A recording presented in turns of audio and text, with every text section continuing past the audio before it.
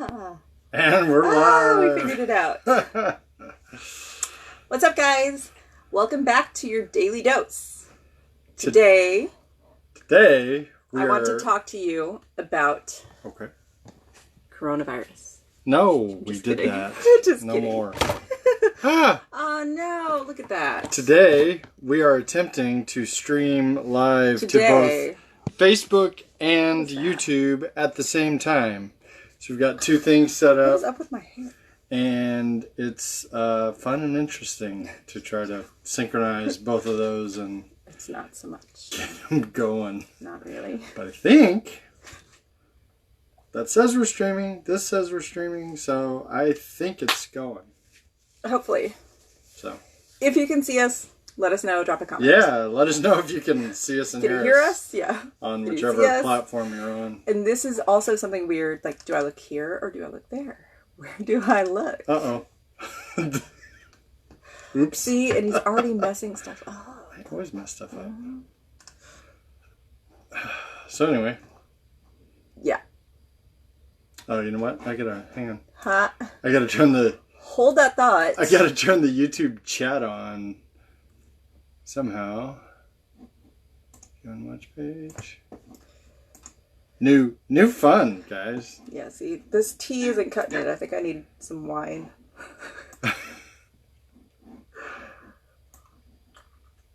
Happy Monday, by the way. Happy Monday. Is there such a thing? I think so. I'm not sure. See, I don't even know how to see the chat in YouTube. I don't know. Maybe Lonnie can help us. Oh, hey, there we go. He has a YouTube channel. Hi. Found it. Hey, say something. Let us know you're here. Participants. Pop out chat. There we go.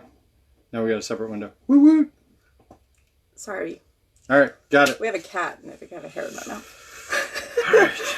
Anyway, welcome. And so happy you're here. Now that the tech issues are out of the way. Are they? Are they, though? Probably not, but, we'll go with that. We're going to roll with it. So today I swear I have a hair in my mouth. That's attractive. I know, right? Sorry. Hang on. We have cats. Hang on. Cool. So anyway. If anybody was curious if you're getting the real us or not, there you go. Not holding back, y'all. No faking no that. Holding back. Although, I did at least put a shirt on for y'all, so. Yeah, buddy. No, just for you. Just for you. I'm wearing a shirt today. See, we just lost viewers. See, I know. You said you were wearing a shirt and boom. And bye-bye. Sorry. Well. Well, so much for that. Take off my shirt? No. We're not going to do that. What we are going to do is talk about bone readings today.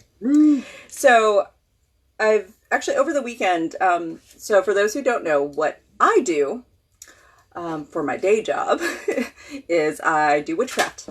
I provide readings, bone readings, divination, and magic. What's the difference between magia and witchcraft? Oh, there's another daily dose for you. But what I do is typically services for other people. And I kind of wanted to talk a little bit more about that. I've had a lot of people asking me what bone readings are, what it is, how do you do it, how do you even explain what a bone reading is. So I have some props for y'all today. Look, I'm losing more people. It makes me sad, y'all. It always goes up and down. Makes me really sad. Okay. This is a triangle. Isn't that exciting? But what's really cool about using shapes and different things that we know within our psyche can tell us something when it comes to things like bone reading or tea leaf reading. My hair is also really weird. So anyway, when it comes to actually looking at shapes and determining what a bone reading can mean, it's not just the specific bones, for example, it's also how they lay out, how they are within a shape. So this triangle is a very common shape that we all know, we all can see everywhere within the world. But what does it mean? What does a triangle even mean? What is a triangle? Is it anything important? Is it anything that we can glean some light from? I know within traffic laws, a triangle usually means... Warning? or yield or something like that. Mm-hmm. Typically, also a triangle in Sorry, written you put me format. on the spot there. I was like, right. Didn't know I was taking a driver's test. I know, and you failed your driver's test, didn't you? No, I didn't fail my driver's test. Oh, no, Cena did. Yeah. Sorry for calling you out there, honey. But anyway, triangle also to me means change. When this comes up within a bone reading, usually means change. Delta can mean change. It means something else is going to happen. Something like a cross. Can mean many different things, but it also depends on the reader.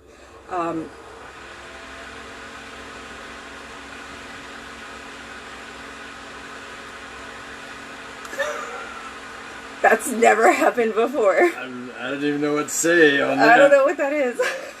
It's Is that our fan? Yeah. Our fan just turned on. Somehow. That was weird. That was really weird. I was talking about a cross. What does it mean? That was the fan over our stove, like the exhaust fan. It just turned on, and it's got like a rocker switch, so it's not like it can just flip on or off. On. That's strange.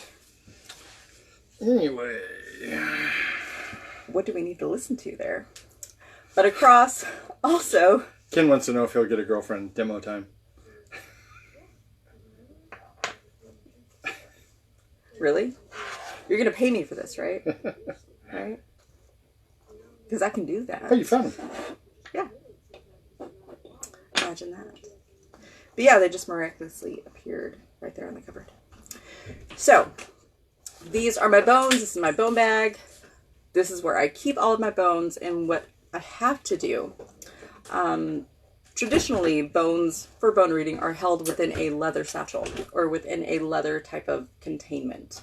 And then you also keep them on your ancestral altar. I don't know if we want to show our ancestral altar right now, but we should. Eventually, we'll give y'all a little bit of a tour. Yeah, well, that's another daily dose. But we do this just to keep them in something that's most closely associated to us, to our own skin, to our very selves, and to our ancestors as well. It's usually with me specifically, it's the ancestors that are speaking through the bones, telling me what to tell the client or the querent. And that's something that has been strange for me to really kind of grapple my own mind around, because what does that mean? Who is telling me what is coming through these bones? To me, it is my ancestors. So I keep them here, and the bones that I do acquire are not by purchase, are not by even thieving or taking them from any other animal or carcass or anything like that. I find them. They are all found bones. Some of them come from everywhere. Sometimes even something so much as, like, for example, a chicken bone that I found in New Orleans under a big great oak. Maybe it was somebody's lunch. Could be. But in that very moment, I found a bone while on a tour of witchcraft, and it yelled at me. I picked it up and I stuck it in my pocket. The people I was with kind of laughed at me and said, oh yeah, it's kind of a, somebody's lunch. Still, it doesn't matter. Even if it was somebody's lunch, it was something that somebody ate. It was something that somebody discarded and left there for somebody else to find. And that was me. So this is what I do. I keep them all, yeah. Does it have to be bones? No, it doesn't always have to be bones. And so I guess we can get into what you kind of call curios or other kind of oddities, bits and bubbles and things. So what I do have in my bone bag, just kind of bring them out, is literally a little bit of everything. I have pieces of birch bark that I found and again yelled at me. All of these things yell at me. And if they do, they will tell me whether or not they want to be in my bone bag or if they're just something else for decoration. You get yelled at a lot. I do. Really? Troublemaker. Really. This was the bone I was just talking about that I found in New Orleans that somebody said, oh, well, that was just their lunch. Could be. I don't know, but I'm guessing. But then I also have this. It's a piece of kyanite that was our late daughter's piece of kyanite that she gave to me specifically. She was really into stones, really into things that are pretty and sparkly and that kind of artistic, I guess. Very artistic. Yeah, she kind of had an eye for beauty. And so she had this, and she had it for a long time, I guess. It's pretty old, but she gave this to me, and so I keep this in my bone bag. Again, I want to harness and take into what I do from my ancestors, from people who are telling me things. And she is one who is now on the other side who can do that for me. I also have things like shells and seeds and tiny little things. And each of these can encompass an overall image or shape like a triangle that will tell me that change is coming, or maybe there are certain things that kind of take us around that or tell us that we can go around some kind of obstacle. The other thing that I really notice is each of these pieces, they start to become their own personality. They start to become their own thing, their own entity, their own type of deity, which is interesting to me. So this particular stone, I don't know why, always comes up in mother-daughter, mother-sister type of relationships. It's always a very female stone for some reason. It's a velociraptor claw. That is a velociraptor. Pretty cool. Oh, that's strange. The other thing about my bones is that they tend to morph and change over time. They will break off, they will flake. Some of them even just go missing randomly. When I do a lot of readings for a lot of people, for example, I just did a big event where I was just doing bone readings for hours and hours and hours and hours for a lot of people, and it was that's fun. It was lovely, and I loved it. It is, but it's exhausting. It was very exhausting. It took me a few days to actually recover from all of that. But the cool thing was that a lot of my bones just mysteriously went missing. Nobody took them. I keep very close eye on my bones, and they just end up disappearing. Things will fall off of a table and get lost in a carpet, or they will fall and just get lost somewhere. I don't know if you have had the same type of experience where, let's say, stones or things just kind of wander away from you. Stones always wander. They do, and they always move, yeah. And they have their own personalities. And because the gnomes move them. The gnomes, yeah. The gnomes like the stones, and they pick them up and move them around, and they do. But before all of that starts, you do want to have a good base for your bone readings. So for that, I recommend skin. Really good skin. Like this.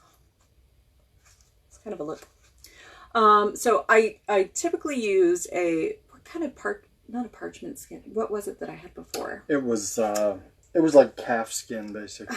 I think it was deer. Yeah, but yeah, it was a whole piece of skin that I loved. That was my favorite piece to do my bone readings on. The gnomes took it. And it just disappeared. I have no idea where. I really don't. And it was a big piece of skin. It's about twice the size of that. Yeah. How would you lose something like that? I don't know. But I did. 4 of that. About 4. Yeah, it was. It was big. Yeah, it was huge. But now I have excuse me, coronavirus. Not funny. Not funny. I have this rabbit skin now that I use, but I don't use this side. Ooh, I use this side. So I lay them down flat, and every time that I do a bone reading, if it's in person, with an in-person reading with a client in front of me, a lot of people don't allow, for example, if you're doing divination, and if you do tarot readings, do you let your clients hold your cards? So, great question. And I know probably a majority of the tarot readers that I personally know do not. They feel their energy is in their cards, and that's what they read with. When I read tarot, which isn't very often for other people, I have a deck that I just use for reading with other people. And I don't mind them touching that. It's still a deck I read with and I've become familiar with. and I'm connected to energetically, but I don't mind if other people touch it because I need their energy to help me with the reading. But when I do my own personal work, I have a separate deck that I keep completely separate for that. Are you the same way? That's interesting. I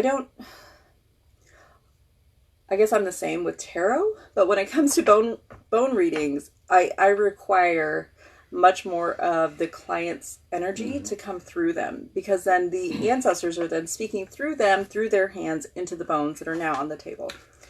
Well, and I do too with tarot. I mean, I need them to shuffle the deck and to cut it and, put their energy into the deck, because whereas with something like bone readings, we're channeling the spirits of our ancestors. Tarot, I'm channeling other spirits. They're not my ancestors. They may be, but more than likely they're another kind of oracular spirit that I work with. Or not even one of your spirits, but one of theirs. Yeah, so I need them to touch the deck and to kind of put their energy into it. Sorry. I see myself on Coronavirus, camera. You can't touch your hair. Stop touching I'm not touching my face. Nope, can't touch your hair. So, back to bone readings. I do require that my clients touch my bones, but there's a very specific way that they have to. Go over here and it will be right side up. Sorry, Ken. We're using the tablet again for Facebook, so it's a little bit backward. On YouTube, we're good. But anyway, so I require people to hold the bag as we're sitting there kind of getting into the reading, getting into the nature of their question. I require that they just kind of play with it a little bit, however much they want to play with it. Sometimes I've noticed that clients, they can be very active with it. They will be just talking like, oh my gosh, I'm going through this issue. I don't know what to do. And then other people are just like, yeah, I kind of have a question. So even just their mannerisms and how they interact with the bones themselves tells me a whole lot about what to do with their reading and how things are going to kind of progress. Those types of spirits are already telling me that something might be wrong, something might be a little bit off. There's a lot of anxiety. There's a lot of energy around a particular question, for example, that they might have. So what I do is I tell them to just play with it while we chit chat. And that will only take maybe 5 minutes at the beginning of a reading. That's part of it. And then I notice some people have a really hard time even opening the bag. That is very indicative of whether or not their spirits are ready to open up to me or ready to speak or not. And that tells me a whole lot. Even if they're just having trouble opening it, that also tells me maybe there's some kind of issue that's blocking something from them understanding how to maneuver or how to move forward. So all of it is very indicative. So even before bones are thrown, I'm already doing the reading. I love how you take, you tend to take, and you do this in your readings too, but you take normal everyday circumstances and issues and convert them into part of your reading. Like somebody has trouble opening the bag, that means they or their spirits are going to have trouble opening up to you. Yes. I always have enjoyed how you do that. But it's all very indicative of what's going on with them. Right. Even if they're not speaking. But the fact that you recognize that and bring it in, that's really good. That's what makes a good reader. Yeah.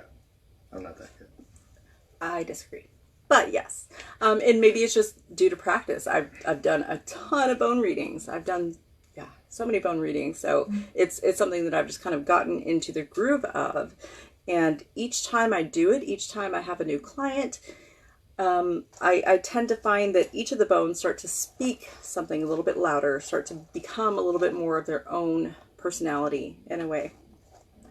One of the ones that always comes up, and it's kind of one of my favorites, is this guy. The bone.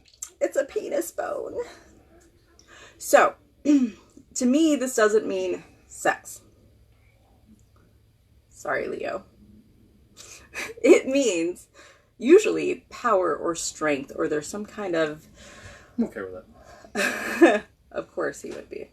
there's some kind of power or strength that is speaking through. This can also mean a type of power or strength that is blocking you, depending on where it lands, depending on how it sits in relation to the other bones and the other stones or seeds or shells that are kind of in the mix there. Which all have their own meanings as well, so And you got to take all that into consideration. Each one of them has their own personality. It's very strange. I didn't think that individual things, inanimate objects, but I'm an animist, but still I didn't think that things could have feelings or personalities, but they do.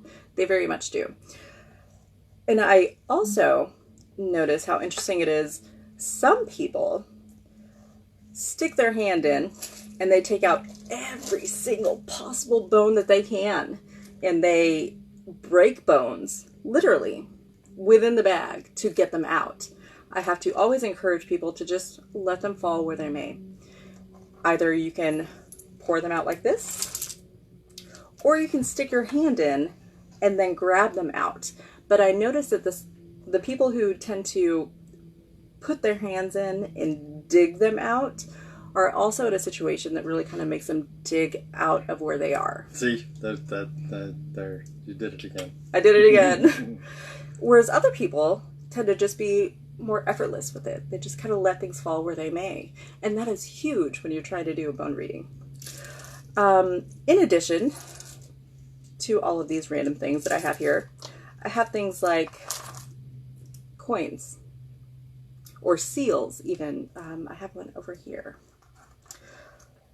I have a coin. Don't know where I got it. Canada, maybe? No, that's a pound. So maybe it's from London. I don't remember. But what this does tell me, every single time this thing comes up, there's always some kind of emotional money issue. Usually that means estates or death in a family member, and you are trying to inherit something. It usually means something big, like big money, big issue, usually surrounded by death. And I only get that with this particular coin. And I've only seen this coin come up maybe in a handful of cases. In each case, it actually comes up that, yeah, there's some kind of issue there. Every single piece, again, has to come from somewhere naturally. I can't buy them. I can't just pick them up at a store. If they're given to me, that's fine. But otherwise, they cannot be anything bought or procured in any particular kind of way.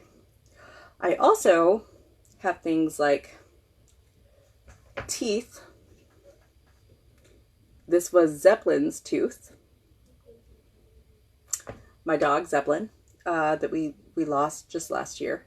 It kind of comes up when there's some kind of canine type of energy, some kind of raw feral energy. This hasn't come up once in a single reading that I've ever done. I don't know if that's due to the nature of it being Zeppelin and he does not want to talk through that, or maybe it's something just for me. A thing that I've noticed that's really interesting, when it comes to divining for myself, I don't do bone readings for myself. And I find that very, very strange. My natural inclination when I want to do divination for myself, for a question that I have that's going on in my own mind or in my own soul that's just kind of spinning around, is to go to tarot. And I don't do tarot readings professionally. I've taken, I don't know how many classes on tarot readings, and I'm pretty proficient at it. I just don't feel comfortable enough to do that for other people. But when it comes to bone readings, that is comfortable. Fly. Sorry. But that is comfortable for me to do bone readings for other people, but I don't do them for myself. And so I think that maybe that is part of my ancestors just telling me that it is not meant for me. This is a skill that I have that is only meant for other people and for me to help other people with. Kind of just a brief introductory kind of stuff. Ooh. Sorry, we have some chief stuff going on. No, I'm trying to get to...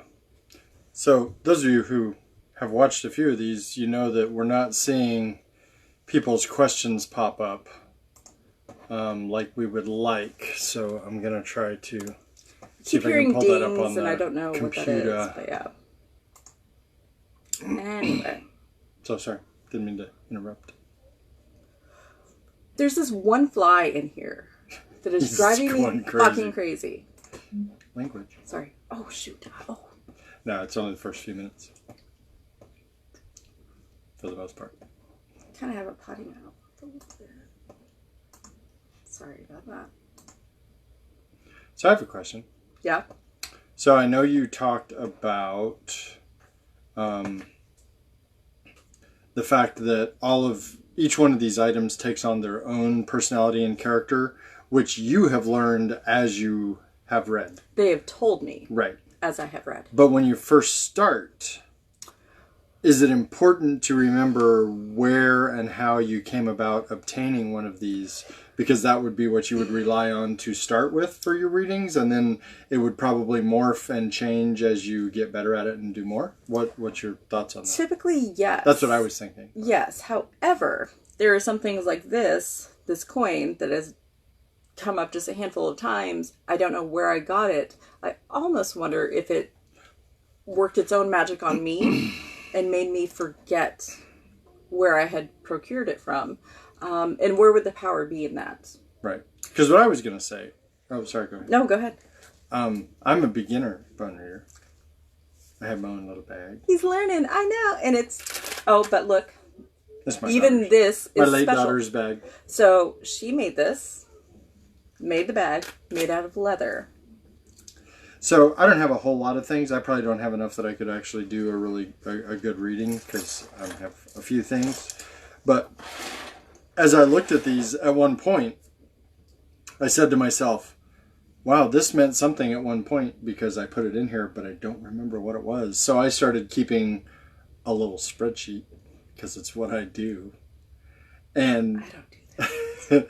kept track of where I found each one of these and kind of what their meaning was. So then as I'm learning, I can go, oh yeah, where did I get this from? Oh yeah, I got it from here. And that helps me to start with a particular meaning.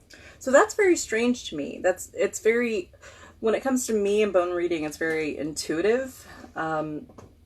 People tend to ask me, how are things going? How do you do that? And a lot of times I just say, I don't know. And I get that, but I need a base to start from. So knowing where I found something and what it meant to me at that time at least gives me a base to start from. And then as I do more and more readings, hopefully it will streamline itself and they'll explain themselves to me more in depth.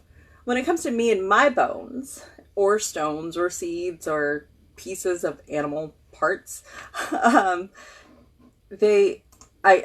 have an incredibly vivid memory, I guess you could say, where I remember every little thing, the tiniest of details when it comes to certain aspects, especially within magic and witchcraft. So I do this, and I those who've been around me, who've gone on trips with me, have seen me bounding through the fields and just picking up random feathers and bones and stones, and they just go directly in my pocket. Some of them end up finding their way into my bone bag. But I always know where each piece comes from, which is always strange. For some people, like Sean, who don't remember vividly each one of those details and bits and pieces of everything. Some of them I do, but then some of them I don't. And it was important at the time, but I'm not sure why. Anyway. Yeah, I can... All of... Like, these seeds my daddy harvested in Phoenix. I have those. This shell I got in Maine. I harvested. I know where everything comes from. But that's just kind of how I work when it comes to bone readings. You can do like Sean and start to make a very systematic process with it and make it much more tangible in a way that you can understand it, to where it's not as intuitive, but it is much more systematic, which I think is important, and some people work better that way. That's also why I think he's a much better tarot reader than I could ever be, because that's just how he works. He can put things into compartments and places in his mind and make them something more. But for example, I have these things here that are not in my bone bag, and I need to separate all of this. But they are still random bits and pieces that I found. and that have found their way into my life. Were you keeping this out for a reason? Yes. Okay. I'm keeping this out for a reason. What is this? What is this called? Arabic stone. Arabic stone. I cannot remember the name of it. I don't know. Can you get that on camera? I have an Arabic stone as well that has been sitting within my cauldron and for some reason never wants to go into my bone bag. It looks like it's been written on with like calligraphy. It's a very cool looking stone. It is cool looking. See, there's cat hair in my drink. That's why. That's why. So when it comes to something like an Arabic stone, I think it is such a powerful stone and can speak so much. Same as like moonstone, which is one of the ones that I pulled up. But they have not found their way into my bone bag, and I find that interesting. I've tried to put it in my bone bag because I want to get a little bit more clarification regarding those who write, those who need more clarity in written word or something like that, and it just doesn't work. So I'm trying to figure that out, why this does not belong there. It just doesn't. I also have other randomness, random bones, and random keys that I also want to put into my bone bag, but it won't happen. Hi, Mark. Yay. They don't belong. They won't go. They don't want to stay in the bag. They will literally fall out of the bag if I'm not looking closely. I also have a bunny tail that I found just randomly sitting out in the forest. It's an actual tail of a bunny. Kind of makes me sad, because who would leave just the tail? Somebody out there is missing a tail. Somebody out there. Oh, that was awful. It's awfully awesome. It was. Or even big bones, like something like this. Can't possibly put into my bag. It would overtake the whole reading space. So then what do I do with something like that is calling to me and is speaking to me and is telling me something? I come up with other ways to use them. I think maybe that's another daily dose. But in this whole cauldron here, I have so many different seeds and shells and things that I've kept kind of aside that I wanted to keep in for my bone bag, but they won't go in. This random chicken foot. Pretty cool. I think it's chicken. I don't know. I don't know what kind of... I don't know. It's gray. I don't think it's chicken. It's not a chicken. No, it's not a chicken foot. It was a gift from my cat, Sabbath. And he literally just brought the foot. And I wanted to put it in my bone bag. That was Sabbath. But it wouldn't go in my bone bag. So it doesn't go in my bone bag. And just random little things. This is a tiny serpent spine that I was going to sell at the shop. Still in a bag. Tried to take it out, tried to put it in my bone bag, but he doesn't want to go either. What I do have a lot of in my bone bag, where'd they go, are snake skins, things like this. I will put in a whole big long tendril for whatever reason when it tells me to. Do I though? Do I?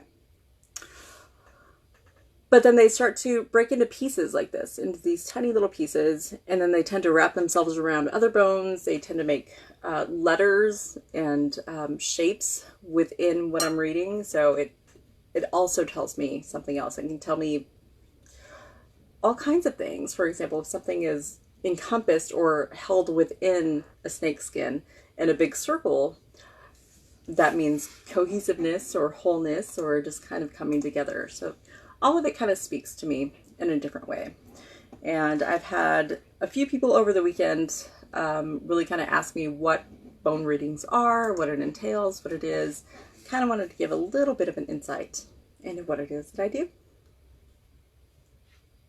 Questions? Lonnie, that's a really good question, actually. I don't think I need a bigger bone bag because each time that I try to upgrade, even, other bones will just start to fall away and start to get lost or just literally be gone in some ways. And I don't know where they go or why, but if I try to make it something so much bigger, I can't possibly read that many individual pieces. Because they do all yell at me. They do all speak to me in individual ways. So how do I listen to a crowd of people on a table when I have so much to already listen to within the client and within the querent? So yeah, I've tried to go bigger. It won't let me go bigger. This is the biggest I've been able to go. Like what? As big as my face. I don't know. I have a really big face. But whereas Sean's, for example, he's just a little guy. He's a little guy, but he's also just getting started in bone reading. But yours is like hard, stiffer leather, and your opening at the top is much smaller, whereas mine kind of opens up. So I could fit probably as much in there as you could, probably, just in a different way. But his bag itself holds a whole lot of power as well, just because it was made by his late daughter. That's huge. That kind of power speaks through each of the bones that is being held within it. Always keep your bones on an ancestral altar. That's what we do, kind of where we put things, magical type of things. But even just looking at random shapes, again, crosses and triangles can be huge and can speak a whole lot into what you're trying to learn or read from an individual or yourself. Yeah, buddy. So, fun stuff. If you do bone readings, if you like bone readings, if you want a bone reading, comment below. Let us know. Facebook, you're awesome. Love all you guys. YouTube, what did we say? Click like and subscribe. Yeah, and still, if you're on Facebook and you want to subscribe to our YouTube, which we kind of just got rolling, we've moved all the Daily Dose videos over there, so they're there as well. So you can see them on Facebook or YouTube. Yes. It's Yield Magic Shop on YouTube and Yield Magic Shop on Facebook, of Go course. Yums. So. Woo-woo. Thanks, guys, for being here and for listening. I'm really digging this, so thanks for just being. If you have a topic you would like us to chat about, or something you would like to see or experience or something, drop us a line, drop us a comment in the video. We'll see that, and it's something that we will do. Yeah, buddy. Cool. All right, well, until tomorrow. Thanks, guys. Hasta mañana. We will see you tomorrow on Daily Dose. Now is the part where we have to, like, shut everything down. It takes a second. It does. So what do you do between those awkward seconds? I don't know. Do we talk to you? Do we pretend like we're... Look at naked Molly back there. Look at her. Look at her. Cool. Are you guys done? No. No.